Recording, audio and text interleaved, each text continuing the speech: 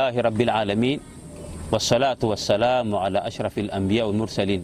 Alors ce soir, il y a une question qui nous est parvenue d'un frère au Gabon. Alors concernant le musulman passe-partout, le musulman qui est musulman, qui pratique bien la religion, mais qui est pour toutes les obédiences. Il est pour toutes les sectes. Il considère que tout le monde est musulman. Tous ceux qui disent là, il est le Mohammed Rasulullah, sont considérés comme des musulmans. Voilà. Donc, que ces musulmans sachent que nous sommes dans un monde d'appartenance. Aujourd'hui, il n'est pas question de vivre dans l'isolement. Il n'est pas question de vivre dans l'isolement. Alors, chacun a une idéologie qu'il doit partager. Chacun a un groupe auquel il doit appartenir. Sous le soleil, le système solaire, tous ceux qui vivent sous ce système-là ont des appartenances. Chacun a un clan, a une tribu, chacun a un pays, une identité. Alors, même dans les occupations journalières, chacun a une activité qu'il mène. Donc, chaque fois, l'homme est dans ce circuit-là. Il ne peut pas, en tout cas, se dépasser. Alors, donc, en islam aussi, le prophète a dit effectivement que les musulmans, l'islam serait subdivisé en plusieurs sectes, plusieurs catégories. Alors, donc, il faut choisir ton appartenance ici. Il faut choisir qui il faut appartenir aujourd'hui. Allah a fait que, alors, la vérité est devenue éclatante, elle est devenue claire. Donc, dans ce cas, c'est aux musulmans de choisir là où il peut parfaire sa religion. Quand le prophète, quand il a parlé des sectes, il a dit Fa'alaykum bi sunnati, cramponnez-vous, accrochez-vous à ma sunna. Il n'a pas dit de prier avec tout le monde. Prier avec tout le monde. Bon, on a cité comme exemple ici des chiites et autres. Voilà, il y a des imams qui font le maraboutage. Des imams qui font le maraboutage.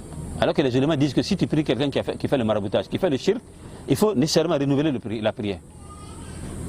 Donc, c'est ce qui fait aujourd'hui qu'il faut vraiment, il faut trier, il faut choisir où on peut parfaire sa religion. Alors, nous sommes en commerce avec Allah subhanahu wa ta'ala. Je pense que le commerçant ne va pas étaler sa marchandise partout. Un commerçant qui va se lever et dire que partout, moi je vais, là où il y a marché seulement, j'étale mes étoffes et je fais mon commerce, c'est pas ça. Mais on choisit là où vraiment le commerce là peut marcher plus. Voilà, là où on peut faire plus d'activités. Nous sommes en commerce avec Allah subhanahu wa ta'ala, donc c'est la meilleure des choses, c'est de choisir où effectivement on peut parfaire sa prière et sa religion. Voilà, donc c'est l'idéal. Et d'ailleurs, les autres, c'est toi qui es comme ça. Sur les autres, quand tu vois que tu es sunnite, ils ne veulent pas venir vers toi. Nous ici, nous connaissons des gens qui dépassent, des gens qui dépassent nos mosquées pour aller prier ailleurs. Voilà, c'est ainsi. Alors que chacun balaie devant sa porte, que chacun choisit le camp où il doit effectivement militer, où il doit faire son adoration. C'est ça l'idéal. Le prophète, comme j'ai dit dans le hadith, le prophète a dit, fa'alaykum bi sunnati. Quand les gens vont se diviser, alors camprenez-vous, accrochez-vous à la vérité. Alors quand tu pries chez quelqu'un qui n'est pas sunnite, tu l'as encouragé, tu l'as crédibilisé. Tu l'as crédibilisé. Alors que les salafs ne vivent pas comme ça. Voilà. Alors pour terminer, c'est dire qu'effectivement, beaucoup de gens prétendent aujourd'hui être neutres. Beaucoup de gens prétendent être neutres aujourd'hui parce que ce sont des gens qui sont neutres là, qui agissent de la sorte. Alors qu'en réalité, ils sont neutres partout, sauf avec les sunnites. Chez les sunnites, en tout cas, ils ne sont pas neutres. Alors, j'ai connu cette année 2019, l'année passée, 2 annulations de mes conférences que des gens ont organisées pour que je vienne alimenter. Mais quand on a su que c'est moi, en personne, on a annulé. Alors, ce sont des gens qui se disent neutres. Des gens qui sont neutres avec tout le monde. Mais avec nous, jamais. Ils n'appliquent pas cette neutralité. Donc, il ne faut pas qu'on se leurre, que chacun essaie, en tout cas, de choisir le côté qui lui est favorable, alors, et militer pour, en tout cas, la progression de l'islam à travers cela. Aujourd'hui, c'est la sunna, c'est le salafisme partout dans le monde entier que tout le monde craint. Parce que c'est là-bas que se trouve la vérité absolue.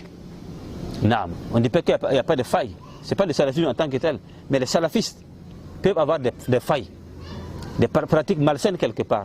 Mais là, on ne peut pas l'imputer au salafisme. Le salafisme, c'est la voie du prophète sallallahu alayhi wa sallam, tracé par le prophète et suivi par les premiers musulmans orthodoxes. Et répété alors, partout alors, que Dieu voudra. Ça a été repris partout. Et d'ailleurs, même c'est la da'wa la plus répandue aujourd'hui. Alors, tous les quatre coins de la terre, vous allez trouver en tout cas cette da'wa de se répandre. Par contre, il y a d'autres obédiences. D'autres sectes se limitent seulement en temps et en lieu. Alors là où seulement le fondateur a existé. Voilà, donc c'est la da'wa qui est la vérité. Alors donc, si on a une mosquée à côté, et l'imam est salafiste, il est sunnite, ça veut dire en ce moment-là que son aqidah est parfaite. Il respecte ça, il respecte les règles de la prière, normalement. Alors en ce moment, prier, c'est-à-dire embarquer dans un véhicule où le chauffeur est parfait, son permis est bien, on a plus de sécurité que de monter dans tous les véhicules. Alors celui qui dit qu'il prie partout là, demandez-lui si, en termes de voyage, est-ce qu'il accepte de voyager partout? Ce n'est pas le cas. Donc dans cette vie, quand on part au marché, alors on a Dieu nous a donné l'intelligence de faire le bon choix, de choisir alors, la qualité, la meilleure qualité. On ne dit pas de prendre tout parce que ce sont des montres ou des portables, non. On a cette intelligence-là de faire le bon choix. Naam. Donc dans cette vie, alors, il est mieux de faire le bon choix, car le jour de la résurrection, chacun sera appelé, alors, du nom de quoi? De son imam et de son groupe. Naam.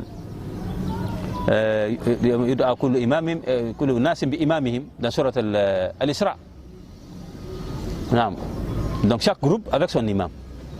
Tu priais derrière un imam qui fait le maraboutage, et avant que les anges ne tranchent, tu as peut-être souffert avec lui.